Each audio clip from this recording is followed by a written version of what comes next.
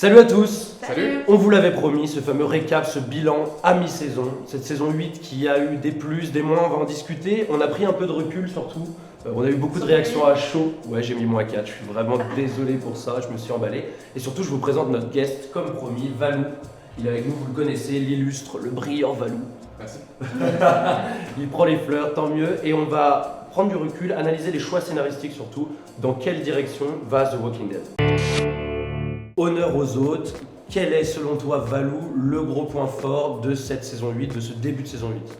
Le gros point fort en fait de cette saison 8, c'est l'ambiguïté même de cette saison 8 au final, c'est que ça devient aussi, comme je te l'avais dit précédemment, un point faible, c'est évidemment Negan.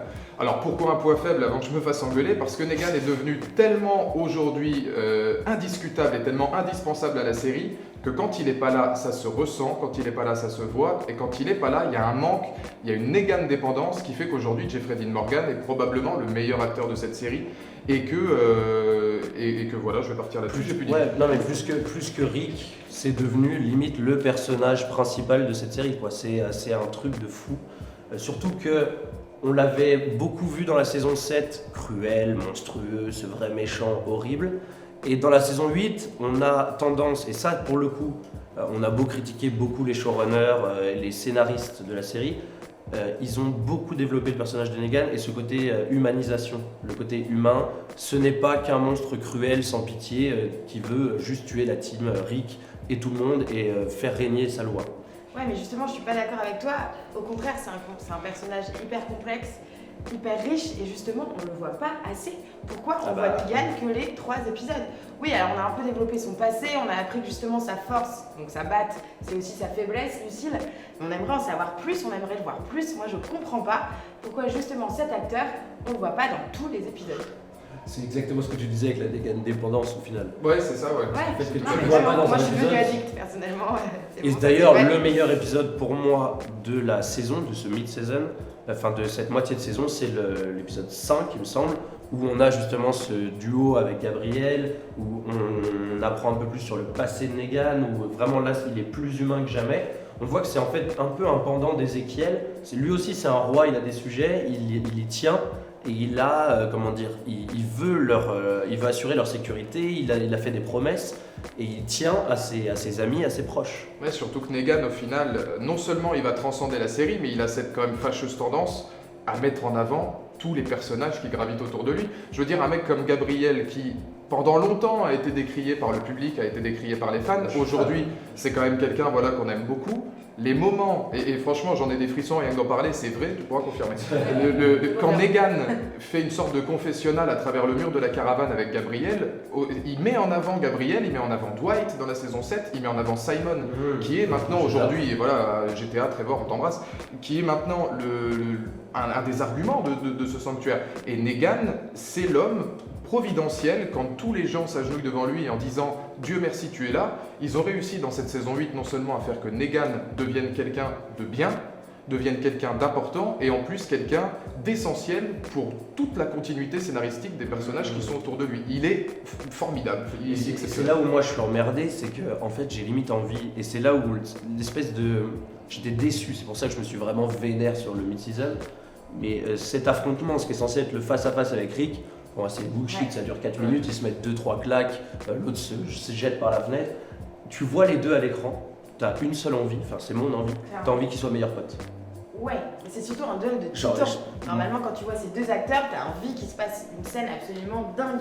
T'as envie de t'en rappeler. Et malheureusement, c'est pas vraiment une scène d'anthologie. Enfin, tu vois cette espèce de face-à-face un peu bidon où Rick réussit à s'échapper, tu sais pas vraiment comment.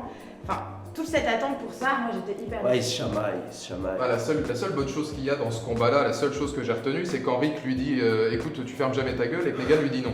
C'est le seul truc, c'est la punchline de Negan que t'as l'habitude de Ça retrouver à aussi, chaque fois. c'est un truc qui fait qu'on s'attache à Negan, c'est punchline, punchline, punchline. C'est que ça. C'est un des seuls personnages qui a le droit à des dialogues vraiment bossés, un peu stylisés.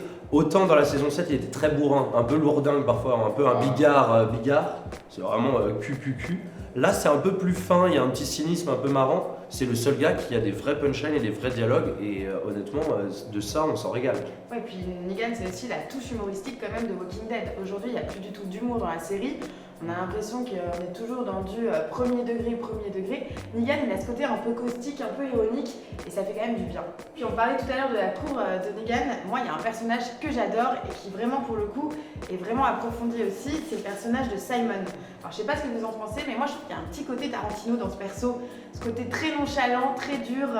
Enfin, j'adore en fait. Et il apporte de l'humour dans son côté, vraiment, c'est un fils d'up, on va pas se mentir. Ouais, c'est un bon. Mais son côté humour dédramatise tout ce qu'il est en train de faire. Tu disais Trevor, effectivement, c'est du Trevor dans le texte, pour les fans de GTA. C'est exactement dans ça qu'il est bon. Et là où il crève l'écran, moi je trouve. Et c'est un personnage qui peut avoir énormément de background, je pense, sur la suite, parce qu'on a vu la rivalité avec Negan qui commençait un petit peu à être développée. Si les scénaristes font du Walking Dead version il y a quelques années, c'est possible qu'ils aient la bonne idée de reprendre un petit peu ça. Simon, il a une richesse qui permet justement non seulement d'être un connard, comme tu l'as dit, mais en plus d'avoir une profondeur qui peut l'emmener vers des trucs différents. Ce sera toujours très sadique à mon avis, mais il peut vraiment avoir une opportunité d'approfondir son personnage en fait et d'approfondir tout son passé. Nous on avait dit au moment où il y a eu cet affrontement un peu de coronesse entre Negan et Simon que Simon pouvait être potentiellement le chef du sanctuaire avant que Negan débarque. Ouais. Tu sais, le côté peut-être que c'est pas un très bon meneur d'hommes. Je pense que Simon effectivement n'est pas un très bon meneur d'hommes en soi. Mais il était le chef avant, il était reconnu, il a un aura, un charisme, et peut-être qu'il a fait des conneries et que Negan débarque. Donc effectivement, je trouve ça intéressant qu'il y ait une sorte de rivalité naissante entre les deux persos, c'est toujours marrant, un peu comme en parallèle, en miroir avec Rick et Daryl, ils sont pas d'accord sur certaines vues, sur certaines manières. Ouais, je trouverais ça cool que Negan et Simon ne soient pas d'accord sur le truc. Ouais, puis en plus, c'est vraiment deux facettes différentes, puisque d'un côté, on a Negan qui est quand même, mine de rien, très rationnel, il a un plan et il veut le suivre jusqu'au bout, alors que Simon, il a ce côté justement un peu impulsif, un peu instinctif, tu vois que c'est un mec qui fonctionne vraiment en fonction de c'est là où ses émotions. C'est là où t'as raison, ça peut partir en couille, ce sera pas des amabilités. Parce que pour revenir là-dessus et pour revenir à ce que tu disais, on a vu dans la promo, je crois, de la saison 8, une toute petite image où les gens, a priori, du sanctuaire acclament Simon qui doit dire quelque chose et il y a pas mal, une dizaine de personnes derrière qui l'acclament. Est-ce que Simon va tenter un putsch digne de la grande époque? Je sais pas, mais oui, c'est possible. Ça pourrait être très cool. Très cool. Ça lui donnerait une légitimité au personnage de Simon. Clairement. Mais en tout cas, il est riche et il y a moyen de le développer. Et un des mecs qu'on peut développer, et on parle de putsch, etc., c'est le traître ultime. Et c'est pour moi, on en parlera tout à l'heure, mais le personnage qui a le plus d'intérêt, qui est le plus riche, qui a le plus évolué dans cette saison, c'est Dwight. Ouais, parce qu'en plus, tu vois que c'est un personnage qui est fracassé, qui est torturé. Du coup, t'as envie aussi d'en apprendre beaucoup plus sur son passé. Et puis, t'as envie de voir aussi jusqu'où son jeu peut le mener. Parce que, quand même, on flippe un peu pour lui là. Enfin, moi, personnellement. Surtout que là, il a pris sa décision. Surtout que là, il a pris sa décision, c'est. Ouais, il a plus de retour possible. Or, dans le trailer de l'épisode 9, on le voit. Ce que je ne comprends pas, d'ailleurs, j'ai pas réussi à me l'expliquer. On le voit au sanctuaire revenir parmi les hommes de Negan, etc.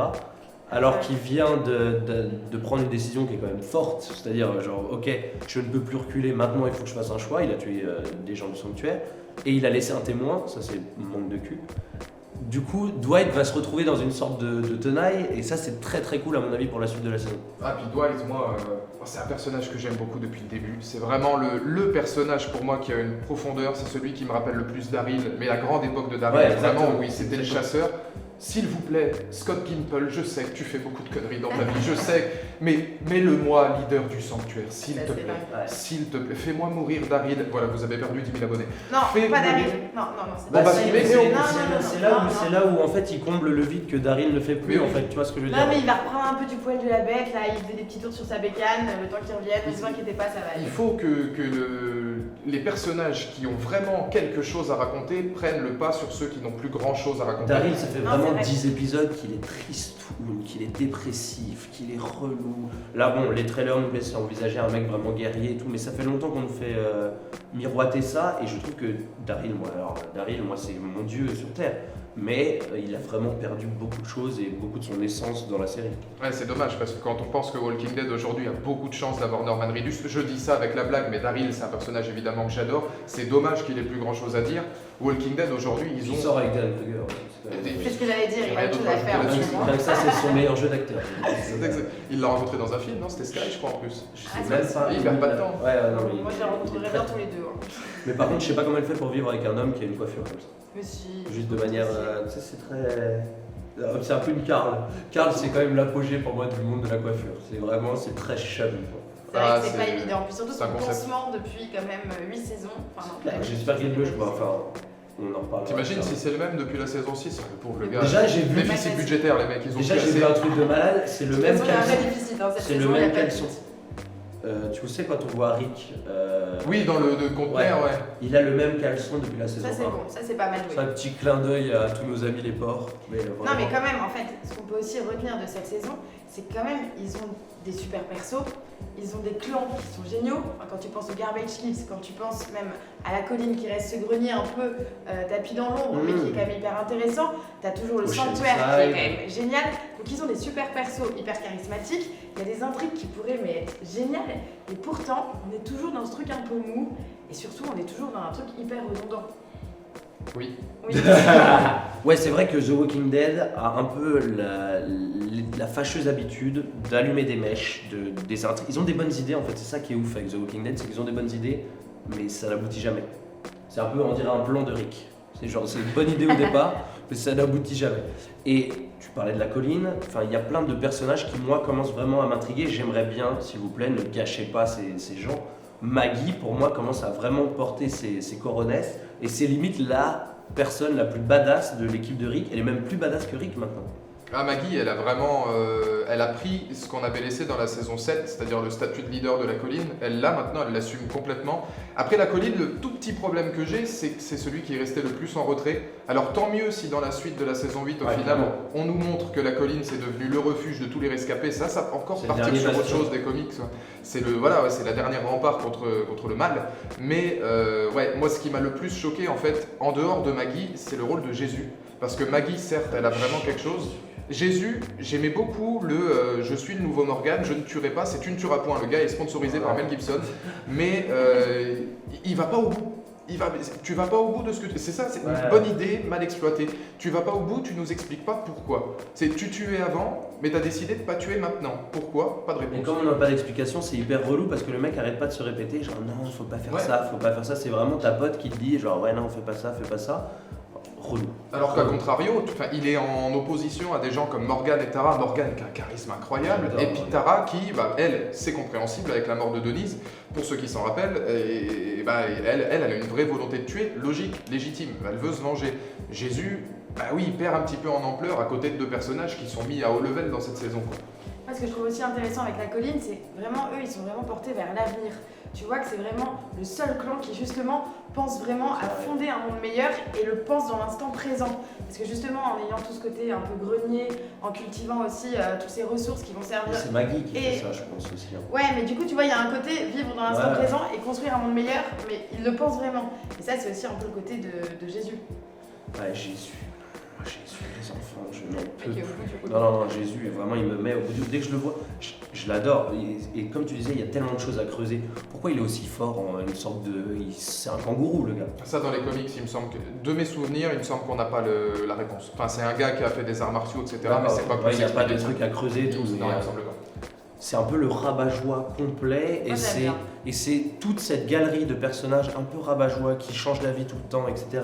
qui fait que pour moi, beaucoup de personnages de Rick et sa bande ont perdu en influence. Je pense à des personnages comme Rosita. Je sais pas ce que vous pensez de Rosita, mais moi, Rosita, je suis au bout du rouleau.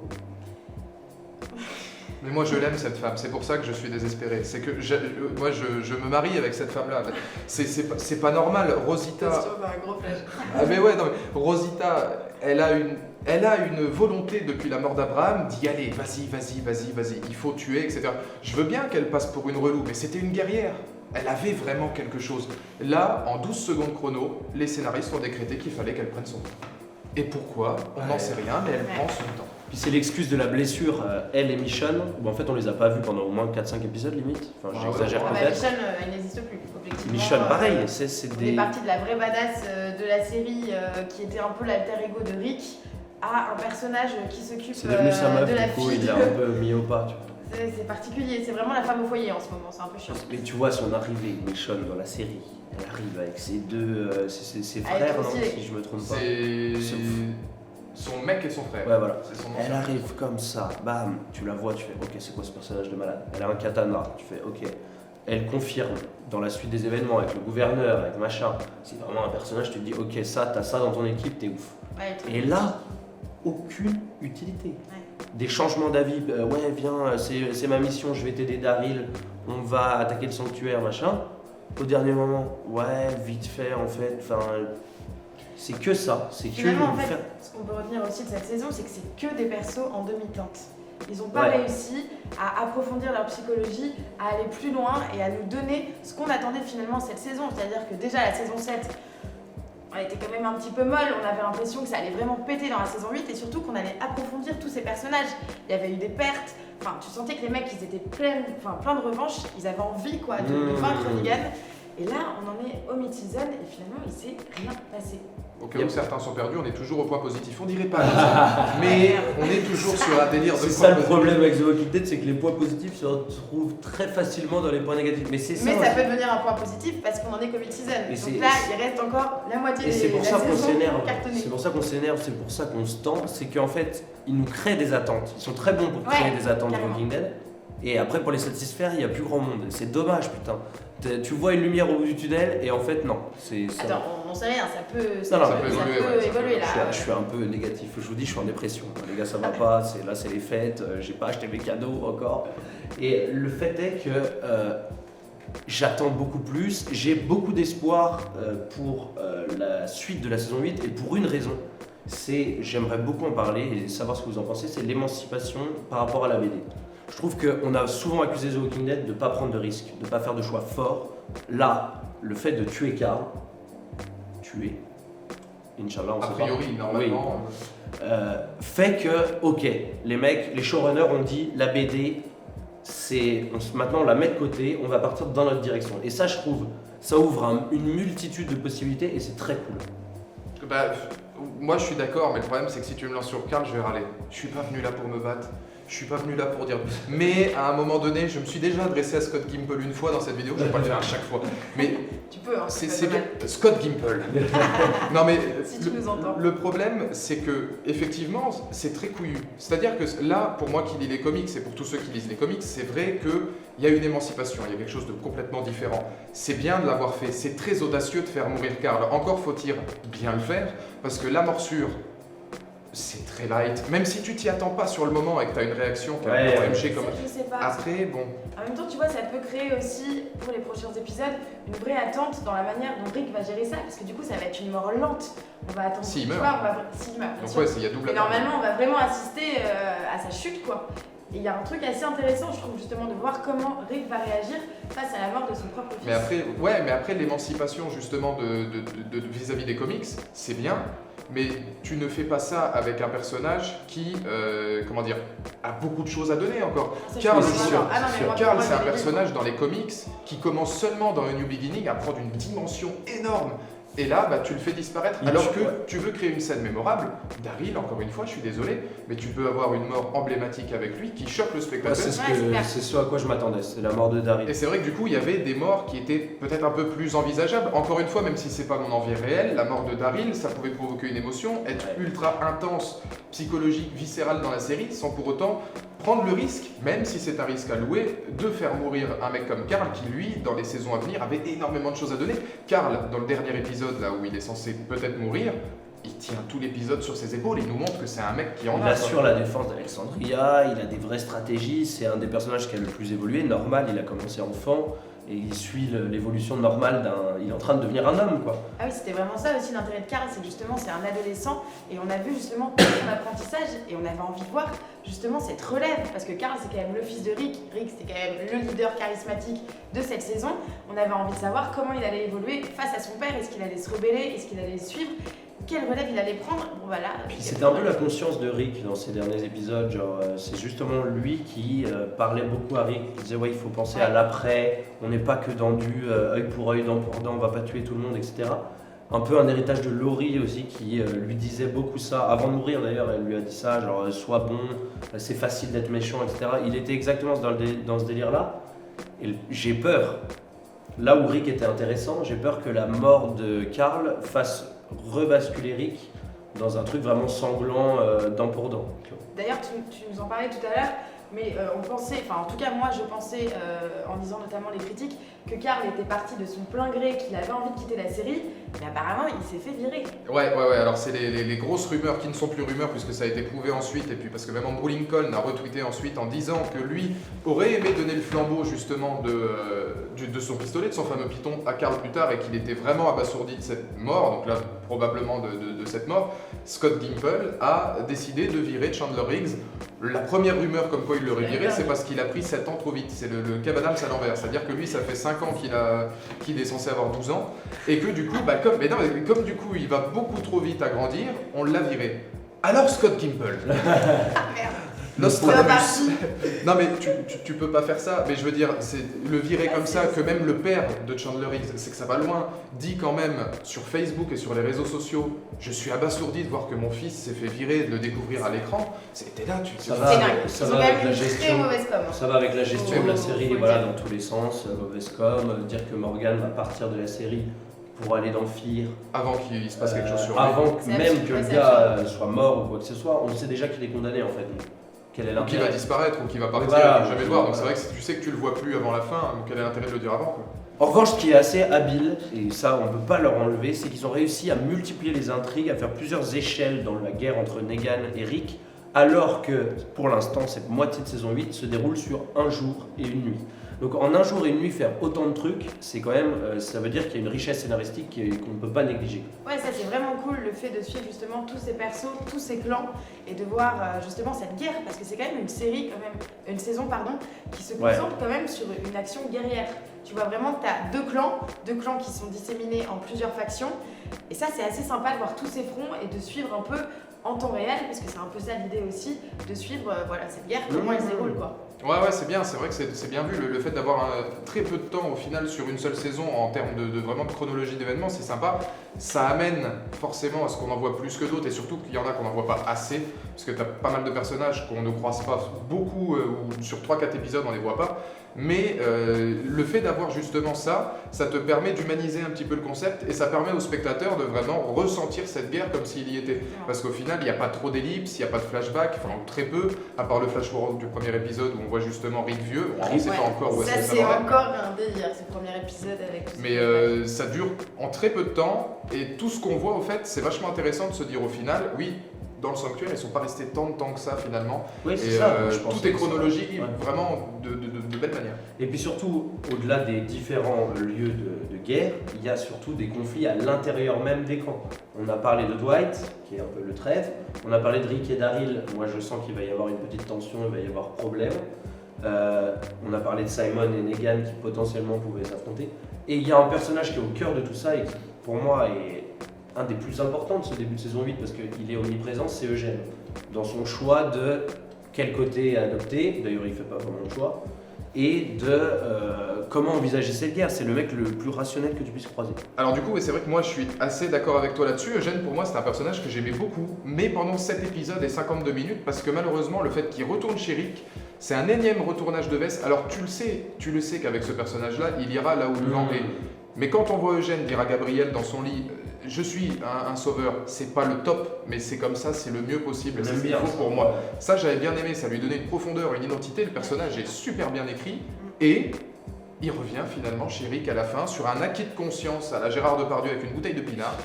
Ben, c'est... Ouais, ça, on fera après, hein, j'embrasse Gérard, mais... Gérard, on t'embrasse, GG. Mais ouais, non, c'est un peu dommage. C'est un peu dommage parce que vraiment, il y avait un état d'esprit du personnage qui était remarquable. Mais c'est exactement ce qu'on disait avec beaucoup de personnages où en fait ils font un choix qui est trop cool, mais ils l'assument pas. Enfin, ou alors ils vont pas jusqu'au bout. Oui, ils veulent tenir en haleine le spectateur. Moi, tu me vends un Eugène complètement méchant, qui devient il est pas complètement... méchant, il est lâche. Et c'est ça Oui, que mais les mecs, tu ces persos, oui, c'était assumé. Et c'est rare de voir un perso comme ça aussi assumé et Ouais, aussi c'est vrai, longtemps. Parce que le mec devant l'écran, il te dit tranquille, non mais moi, de toute façon, je ne vais suivre que mon intérêt. Et finalement, il arrive. Enfin, là, Bah, il y arrive en tout cas. C'est quand même un mec qui a menti sur ouais, j'ai un moyen de sauver l'humanité. C'est quand même un gars qui a monté un bobard comme as pour survivre. Ah bah il est très intelligent, c'est quand même la figure de l'intello dans cette série. Il n'y en a pas beaucoup. Lui, il est resté ultra rationnel. Il y a toujours ce langage un petit peu scientifique, un petit peu absurde en fait. parfois on a un petit côté Einstein, quoi. Le mec, on comprend pas tout le temps ce qu'il veut dire. Pas trop mal travaillé au niveau du dialogue. C'est pareil, c'est un des Ouais, personnages qui est le mieux écrit. bossé au niveau des dialogues. C'est assez poétique, On est loin de Gabriel, genre oui, j'aime Dieu, j'aime les hommes, du coup j'ai voulu devenir Les pasteur. hommes, Non, les hommes. Ah ouais, d'accord, putain, j'ai eu peur d'un coup, j'ai fait. Mais c'est. Un prêtre gay. Ou j'ai pas vu ça moi dans la série. Oh, happy day! Non, mais j'avais pas vu ça. Bah, et puis ces dialogues avec Negan sont énormes, Eugène. Ouais. Le duo Eugène-Negan, avec le franc-parler de Negan, Ouais, et justement ouais, la c'est façon de parler d'Eugène, ça propose des trucs. Quand Eugène veut lui baiser la main et qu'il dit non, mais tu me serrais la main, c'était bien, frérot. Ça, c'est top parce que ça apporte un petit côté encore au Il personnage. me semble que Negan a. J'irai pas jusqu'à une admiration, mais il a un profond respect pour ce mec-là. Bon, c'est surtout que Negan est vraiment intelligent et qu'il sait très bien qu'avoir Eugène dans son camp, c'est quand même plutôt pas mal. Hein. Oui, ça fait partie des millions d'intrigues qui a été créées et pas exploitées, c'est le coup de je peux fabriquer des balles. Là, on en parle un peu. Ça, c'est quand même un mystère dans cette série. Enfin, moi, à chaque fois, ça me fait délirer. Les mecs, quand même, ils ne font que tirer tout le temps sur tout le monde. Pas de problème, ils ont toujours des munitions. Ah, et puis alors les gunfights, bah, ça sera dans les bad points à mon avis, mais alors les gunfights et la réalisation de la série, c'est quand même. Ouais, là on est Bah, on peut y aller. C'est On pas peut le se soldat diriger- Ryan, On peut se diriger vers les bad points là. C'est vraiment, pour moi le gros bad point, c'est La réal. la réal, les effets spéciaux, certains dialogues, des bruitages même.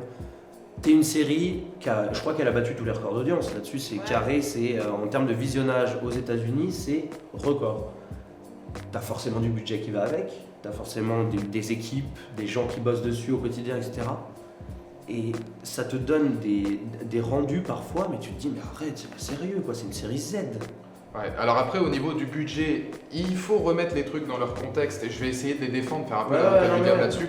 Ils ont 2,8 millions, je crois, ce qui est énorme par épisode, mais ils ont perdu 1 million quand même par épisode depuis la saison 6, je crois. Ça se ressent. Jeffrey Dean Morgan coûte très cher. Tu te doutes maintenant qu'un mec comme Andrew Lincoln et Norman Reedus doivent coûter cher aussi. C'est sûr. Et que du coup, avec la mort de Shiva et puis les effets visuels dégueulasses qu'on a en CGI, ils ont pas mis le paquet là-dessus. Le maquillage de tous les figurants coûte extrêmement cher aussi. Cela dit, ça ne change rien au fait que tu as le temps, tu as la réalisation et tu as la capacité de faire un bon scénario. Ça, je suis désolé, c'est gratuit. C'est là-dedans que ça se passe. Donc du coup, tu ne peux pas, faire en sorte que Walking Dead devienne une bonne série si tu prends pas le temps de gérer un petit peu tout. Et c'est le problème. Et c'est ce que je te disais, c'est des bonnes idées mal exécutées. C'est mal exécuté à chaque fois dans les 3/4 des cas et c'est vraiment dommage. Alors moi je vous rejoins complètement sur la réal et en même temps il y a un côté assez authentique je trouve dans les décors, Un peu artisanal. Un peu artisanal mais qui me séduit aussi parfois assez.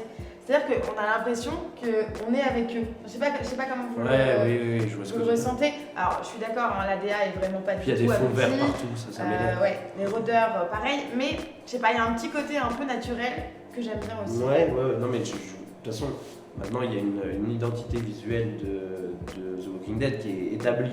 Et on est dans cet univers, on est bien, machin. Mais on a le droit de dire que quand même parfois on se fout de notre gueule. L'explosion au lance-roquette, je vous invite à la revoir, je sais plus dans quel épisode c'est. Ça, je m'en remettrai jamais. Le gars il disparaît. C'est genre, il est tombé dans un trou noir. Enfin, il y a un truc, il faut penser parfois à ce que tu fais. Les bruitages, pareil, les coups de hache et tout, on dirait vraiment un truc de Mosinor. C'est un délire. Au final, ce qui prédomine, je sais pas ce que vous en pensez, mais c'est vraiment, on l'a dit, ce sentiment de truc non abouti. Et puis surtout, c'est un peu la mort du suspense. Je trouve que The Walking Dead, là où ils étaient très forts, c'était vraiment la série pour moi, la star du cliffhanger. C'était les meilleurs. C'est genre, tu finissais une saison, un mid-season, t'étais comme ça. Même dans des épisodes lambda, t'étais comme ça. Là, tu n'as plus, t'as un air de déjà-vu, un air de machin. C'est comme si tout était écrit à l'avance. Les morts, tu sais très bien quand tel personnage est en danger qu'il va pas mourir. Il n'y a plus ce jeu qu'ils ont réussi à conserver dans un monstre comme Game of Thrones où n'importe quel perso peut mourir à n'importe quel moment. C'était le cas au début de The Walking Dead et là je trouve que ça l'est beaucoup moins. Ouais, c'est un petit peu le problème de la série. Mais au final, cette saison 8, elle est pas mauvaise, elle est décevante parce qu'on attendait beaucoup plus. Voilà. Après, je veux dire, il n'y a qu'une seule série pour moi, et je l'ai vu il n'y a pas longtemps, c'est pour ça que je peux le dire, qui se maintient sur toutes ces saisons, c'est Breaking Bad. C'est la seule série qui est extraordinaire du début à la fin sur tous les domaines. Walking Dead fait partie de ces séries comme Lost, comme Prison Break, comme Deep Tuck, comme beaucoup d'autres, qui se déclinent un petit peu, qui s'essoufflent un peu. Moi, je lance un petit débat avec vous. Est-ce que Walking Dead serait pas mieux en 13 épisodes ? Ouais. Est-ce que Walking Dead serait pas mieux en 12 ou 13 épisodes Oui, parce que c'est du remplissage. Ouais, c'est des Il faut longueurs. du remplissage. Ouais. Et même, moi je plus lance de un, budget, je rebondis là-dessus. Est-ce que on nous annonce 12, 14, 22, 10 000 saisons si vous voulez, mais les meilleures séries ont toujours été des trucs qui arrivaient à se condenser et à se tenir dans un truc. Ok, là on est à la 8e saison. Game of Thrones a dit ok, saison 8, la fin. Là, ils nous annoncent ouais, ça va encore durer, machin. Le problème, c'est que du coup, ils se donnent du temps. Ils se disent oh, on a le temps, on a le temps. Breaking Bad, je te rejoins, c'est de A à Z, c'est folie, mais il y a 5 saisons. Il n'y a que 5 saisons. 5 saisons, carré, hop là, emballé. Et là, Et c'est l'idée du de Better remplissage. Call Saul, qui était le spin-off, était une idée totalement justifiée. Voilà. Là où Walking Dead, j'ai peur du syndrome Stargate, je t'en ai parlé, c'est Ouais. que ils ont un tel vivier, et ils savent que les gens vont aller cliquer parce que maintenant ça devient un effet de mode un petit peu de regarder Walking Dead et surtout de le critiquer maintenant aussi. T'as l'impression que Walking Dead, ils ont un Séphir comme un test et puis que ils peuvent avoir 2, 3, 4 spin-offs. Si Walking Dead ça devient de la dope, c'est pas grave, les gens ils vont regarder le spin-off par intérêt. Ouais, c'est vrai. Et ils vont tapater avec une bonne première saison et derrière ils vont faire des trucs moyens comme Stargate. C'est un peu dommage. C'est machine à Ouais, cash. une autre faiblesse aussi, selon moi, dans cette saison, je sais pas ce que vous en pensez, c'est qu'on a oublié qu'on était dans Walking Dead. Enfin, Walking Dead, Ah c'est bah quoi ça, quand même? c'est C'est gros, une gros. guerre contre les rôdeurs. Les rôdeurs, ils n'existent plus, on en a même plus peur. Et ça, je trouve, de s'être juste centré justement sur ces intrigues entre les différents clans et entre les hommes, les rescapés entre guillemets, je trouve que c'est vraiment une faiblesse. Ça fait On a longtemps envie que d'avoir un peu c'est- peur, je trouve, dans Moi, je trouve que ça fait longtemps que c'est le problème, non, ça. t'es pas d'accord. Bah si, j'aimerais avoir des scènes plus avec des rôdeurs, seulement je me mets dans le principe que ça fait 2 voire 3 ans qu'ils vivent avec des rôdeurs autour. Oui, Donc t'as moins peur des rôdeurs au bout de 3 ans que t'avais peur dès le début. Et tu peux pas, quand t'as des rôdeurs en pleine décomposition dégueulasse qui pour la plupart ne tiennent même plus debout, Ouais, avoir le c'est même ça, attrait c'est un peu flippant en que... décalage. et- ouais, c'est sûr. mais c'est ouais non c'est tout l'aspect Et du au-delà de truc. ça, surtout scénaristiquement, j'aimerais bien qu'on me donne au moins de temps en temps de quoi picorer sur comment on va sauver l'humanité. Enfin, quel est le remède? Est-ce qu'il y a un espoir? Est-ce qu'il y a un machin? Là, on est vraiment dans un truc. Tout le monde a décidé que ça allait être leur monde, qu'ils allaient vivre dedans, qu'ils allaient mourir dedans et tout allait bien. Où est le but ultime? Enfin, moi, je garderais ça toujours dans un coin de ma tête quand même. C'est est-ce qu'on va pas trouver un truc? Qu'est-ce qu'on va faire là? Si c'est issu des comics, le problème c'est que dès la page de la 4e de couverture, t'as le monde a changé, a disparu définitivement. Donc s'ils s'en tiennent aux Trop comics d'espoir. qui t'annoncent dès le premier Ah tome ouais. que le monde a disparu définitivement, tu sais que c'est fini. Mais il y a beaucoup de théories qui en parlaient de ça. Je veux dire, est-ce que seulement les États-Unis sont affectés ou alors seulement les États-Unis, Ouais. Mexique, C'est l'Amérique du hyper Nord? intéressant. Qu'est-ce que font les... Moi, j'y crois pas parce que dans le 6e épisode de la saison 1, au CDC, ils disent que les Français ont essayé Ouais, de c'est vrai. soigner le virus, ils ont raté. Alors, à moins qu'on les ait fait expatrier aux États-Unis pour essayer de calmer un petit peu le délire, je pense que le monde entier, effectivement, a disparu. Voilà, c'est un monde qui est tombé. Bon, le point positif dans tout ça, quand même, c'est qu'il y a beaucoup d'univers et beaucoup d'intrigues qu'on a vraiment envie d'approfondir. Enfin, moi, personnellement, j'ai carrément envie de retrouver Jadis et les Garbage Kids. Pour moi, c'est vraiment un monde à part, je les adore. Et il y a vraiment un truc à faire, quoi. Je comprends pas qu'on Il y a ait plein de choses à faire. C'est ça qui nous fait continuellement espérer en fait. C'est que là, on l'a dit, il y a des personnages qui sont vraiment bien, ils sont posés, ils ne demandent qu'à évoluer, d'autres qui sont moins bien, mais il y a quand même beaucoup d'espoir pour cette suite de saison 8. Ils ont comme d'habitude allumé la mèche, à voir maintenant si pour une fois ça va aller jusqu'au bout. allumer le feu. Je suis honnêtement, autant j'ai été très très dur avec ce début de moitié de saison, autant j'ai pas mal d'espoir pour cette suite. Je trouve que, ok, on a évacué le côté Carl, machin, le truc qui était un peu pesant, le côté vengeance de Negan et tout. Maintenant, on va pouvoir aller de l'avant et je crois que ça va donner quelque chose de vraiment pas mal du tout. Ouais, c'est vrai qu'il y a des attentes qui sont clairement visibles. Et puis, il y a beaucoup de choses qui te font espérer, je veux dire, le New Beginning, l'apparition peut-être des chuchoteurs éventuellement. C'est des choses que voilà, tout le monde attend. On a envie d'arriver à ce point-là. Le truc, c'est que maintenant, la guerre, elle a été longue. Elle a été en deçà des attentes qu'on aurait pu avoir, réalisation, scénaristique, etc. Faut passer à autre chose. Exactement. Il fallait tourner la page. D'ailleurs, il y avait beaucoup de gens qui disaient la guerre avec Negan sera résolue au mid-season. Bon, là, Non, on a j'aurais- un petit peu de temps. effectivement que non. Mais j'aurais bien aimé. Mais En bon. même temps, les fronts sont posés. On sait où se situe chaque perso, chaque clan. Maintenant, on attend juste Ouais, voilà, cette on attend que ça conclusion explose. finale, cette espèce d'apothéose. Et comme on l'a dit, Vraiment, il y a une ça me fait penser à ça, il y a une galerie de personnages qui est très riche. Ça, c'est la patte The Walking Dead. On ne demande qu'à en voir plus. Je sais pas, qu'est-ce que vous diriez? Quel est votre MVP un peu de cette moitié de saison? Ouais, bah moi j'espère qu'en régie on mettra la musique de Legolas et Aragorn. Non, bah Bien moi sûr. c'est Ézéchiel. Alors Ézéchiel, on en a pas On va parlé parler, jusque ouais. maintenant, ouais. C'est pour moi l'une des meilleures évolutions de cette saison, parce que dans la saison 7, on le voyait très peu. C'était quelqu'un qu'on n'avait pas l'habitude de retrouver, on savait que très peu de choses. Il fait figure d'une des scènes emblématiques, qui est la mort de Shiva quand même, qui va rester. D'un épisode qui est pour moi l'un des 2 meilleurs, qui est son épisode consacré, où il se rend compte de la chute du roi. Et tout ça, ça fait vraiment de lui un personnage nouveau. Et lui, tu parlais de Cliffhanger d'ailleurs, qui se livre lui-même un petit peu, voilà, comme le dernier vestige d'une civilisation, du royaume, tel le roi qu'il est, quoi, qui retrouve avec Carole, qui lui dit quand même Votre Majesté pour la première fois de la série, alors qu'elle n'y croit pas du tout, et que c'est au moment où lui n'y croit plus qu'elle commence à se dire putain, il avait un impact de roi en fait, ce con. Et c'est vraiment Ezekiel pour moi le principal atout peut-être des prochaines saisons, et j'espère qu'il va durer longtemps. Là, Morgan, il est dans une situation délicate quand même. Ouais. Morgan est un peu son seul espoir. Ouais. Peut-être Carole aussi qui doit traîner dans le coin. Effectivement, je suis d'accord avec toi, c'est un personnage que j'aimais pas. Trop grandiloquent, un peu caricatural. Et là, je sais pas ce que t'en penses, je trouve qu'il s'est apaisé, en même temps il a pris de l'épaisseur. Ouais, puis il y a un côté très shakespearien, on en avait déjà parlé dans ce personnage. Moi, ce que j'aime bien avec ce perso, c'est qu'il endosse vraiment un rôle. Tu vois, il y a une espèce de mise en abîme déjà dans la série, c'est que dans la série, tu vois lui-même endosser ce rôle de leader. Parfois, tu vois aussi qu'il a des failles, tu retrouves l'homme et ses faiblesses. Et ça, j'aime bien ce travail, justement, ce ping-pong entre son rôle charismatique de leader et en même temps cet homme qui est globalement brisé en plein milieu de la saison là. Bon alors moi sans surprise vous allez me dire que bon c'était attendu, moi j'ai choisi Negan. Bon comme le disait Valou tout à l'heure, moi je suis devenue complètement addict. C'est purement sexuel. Non pas du tout, mais même s'il est sexy, ok. Moi ce que j'aime bien dans le personnage de Negan c'est que c'est un vrai méchant, c'est un vrai bad boy, mais en même temps il a ce côté ultra nonchalant. Ce qu'on peut quand même retenir de cette saison c'est que c'est vraiment les méchants finalement, des personnages des méchants qui tiennent un peu cette série en haleine. Le personnage de Negan notamment, on peut dire qu'il tient la série à bout de batte quoi. Wow.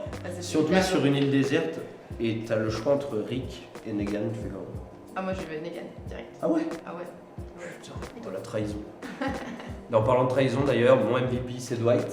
Ouais, ok. Forcément on en a déjà parlé donc je vais pas m'étaler, mais c'est pour moi le mec central, le pivot de tout.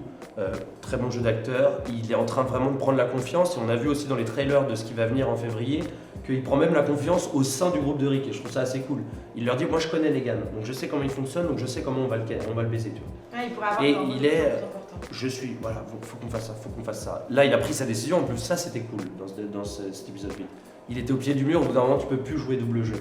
Tac, il a assumé le truc.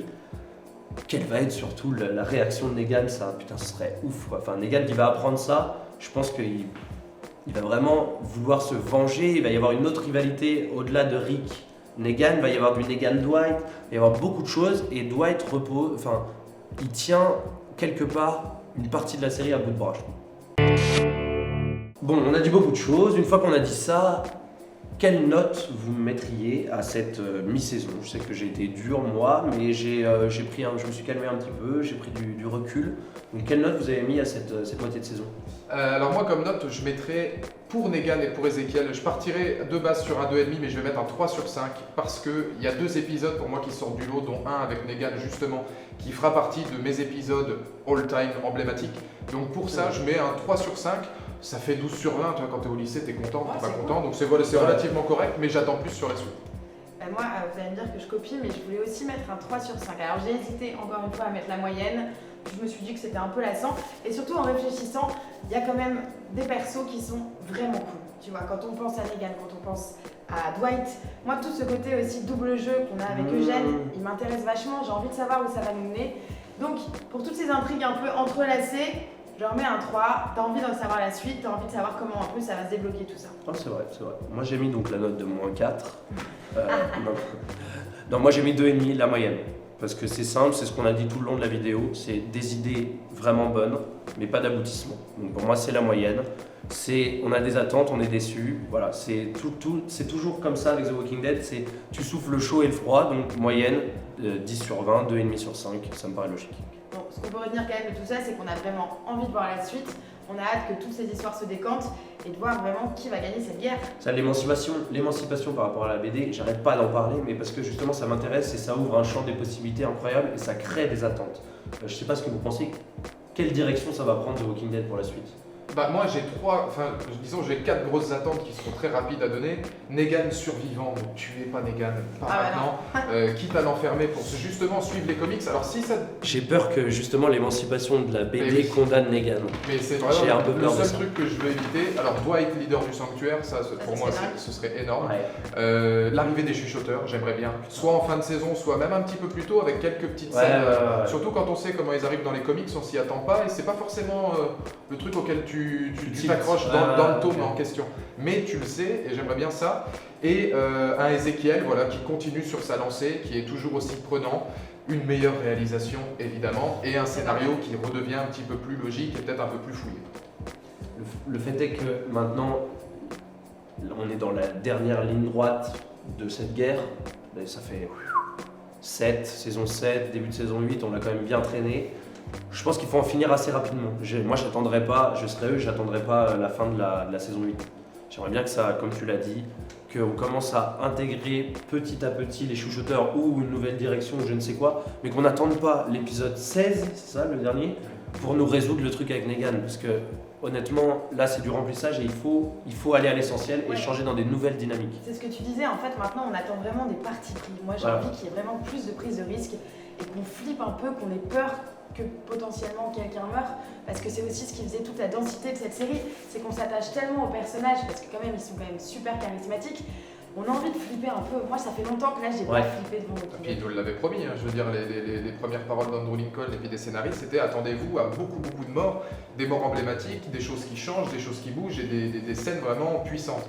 Peut-être qu'ils ont tout réservé pour la suite. Non mais c'est très assez prometteur, je pense que ça va s'accélérer et objectivement, nous qui rallions un peu en ce début de saison, je pense qu'on va s'en prendre plein. Ouais, c'est possible. Surtout qu'on est très morbide, mais bon, ça c'est The Walking Dead, c'est la fascination d'avoir envie qu'il y ait des victimes. C'est comme ça qu'on s'attache aussi à un J'ai envie qu'il y ait un fresh air, tu vois, genre que Daryl, ou alors Daryl redevient le Daryl que j'aimais. Mais il a deux choix, soit il redevient le vrai Daryl, encore une fois, moi ma saison préférée c'était la 6, je crois, avec le Terminus, c'était dingue. il me semble. La 5. La 5 avec le Terminus. Exceptionnel, Incroyable. Et ce moment où Daryl s'est retrouvé sur la route, donc avec des bikers et tout, tu sais, le moment où Rick mord là. Ça c'est la 4 du coup. C'est la 4 ça Putain, mais voilà, ça c'est la fin de la 4. Ouais, donc confirmation. Donc confirmation que je suis complètement perdu. Laissez tomber, mon expertise tombe à l'eau. Non mais voilà, j'aimais bien le Daryl violent, impulsif. Il est toujours impulsif, mais là il fait vraiment des grosses conneries quoi. Le coup du sanctuaire, je l'ai encore pas compris.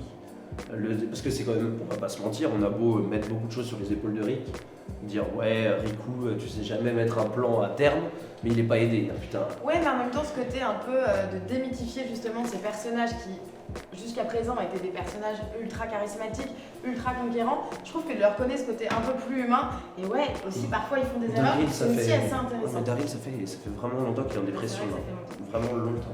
Moi je pense qu'il devrait se mettre en couple avec Carol. Non, Carole, c'est Ezekiel. Attention, là, on a Team Ezekiel, faut pas déconner. Faut pas déconner avec Ezekiel. J'aimerais bien un petit délire un peu jeune vieux, elle pourrait lui apprendre des choses, je pourrais lui apprendre des choses. Ok, là il parle. Daryl est plus vieux que Carole. Comment? Daryl est plus vieux que Carole en vrai. Ah bon? Ah oui, ils ont. Ouais, ils sont en âge. Norman Reedus, il a quasi 50 balais maintenant. Ah bah oui, non, mais dans la série, ça, mais je te jure dans la série, ça te fait pas l'impression de... Si, non, Carole, depuis qu'elle a les cheveux un peu plus longs, elle est mieux et elle a rajeuni un peu, je trouve. D'ailleurs, on n'a pas beaucoup parlé de Carole, on la voit pas trop, mais toujours dans cette lignée badass. Elle, je pense qu'on va beaucoup plus la voir pour le coup dans cette suite de saison où elle risque de prendre les choses en main. D'ailleurs, elle sauve quand même Ezekiel. Là, et je pense que leur histoire est toute tracée. Mais moi, j'aime bien les histoires compliquées, c'est pour ça que je voulais Daryl. Bon, voilà, je pense qu'on a bien analysé avec un peu de recul. Pas à chaud cette fois, cette mi-saison. On a beaucoup d'attentes, beaucoup d'espoir. C'est ça le côté fan aussi, c'est qu'on est éternellement déçus, on en attend toujours plus. Et on aura la réponse en février, 3 mois à attendre, c'est un peu long. Vous, en commentaire, n'hésitez pas, vos théories, vos attentes, ce que vous espérez pour la suite de la saison. On sera ravis d'en apprendre plus, notamment sur Carl. Carl immunisé, c'est vraiment la grande mode en ce moment sur les réseaux. Un peu d'espoir. Et puis surtout, je pense que c'est déjà le cas, mais n'hésitez pas à vous abonner à la page de Valou. Et puis n'hésitez pas aussi à aller checker le travail des fanatiques. Merci de m'avoir invité. Et les fanatiques, pour ceux qui regardent ma chaîne, c'est pas que du Walking Dead, c'est aussi des séries, c'est des films, c'est beaucoup de choses où on a beaucoup de points communs. Donc n'hésitez pas à aller voir 12 secondes chrono. Et j'en profite pour dire que c'est bien de rencontrer d'autres youtubeurs pour confronter nos avis et tout. C'est des choses qui se font pas assez souvent à mon avis. Et là c'est cool dès qu'on a l'occasion d'inviter un autre youtubeur pour parler séries, ciné. Et c'était vraiment, on a passé un bon moment et j'espère que vous aussi. On va déjà organiser le prochain rendez-vous. Ouais, on va savoir quand même que dès que le off sera terminé, je dirai à Julie que j'étais pas du tout d'accord avec elle. Faut le savoir, mais bon, Bien après sûr, on s'arrange ensuite. C'est bon, moi j'ai de l'argent. Surtout, n'oubliez pas, likez, partagez et abonnez-vous. Salut. Ciao. Ciao.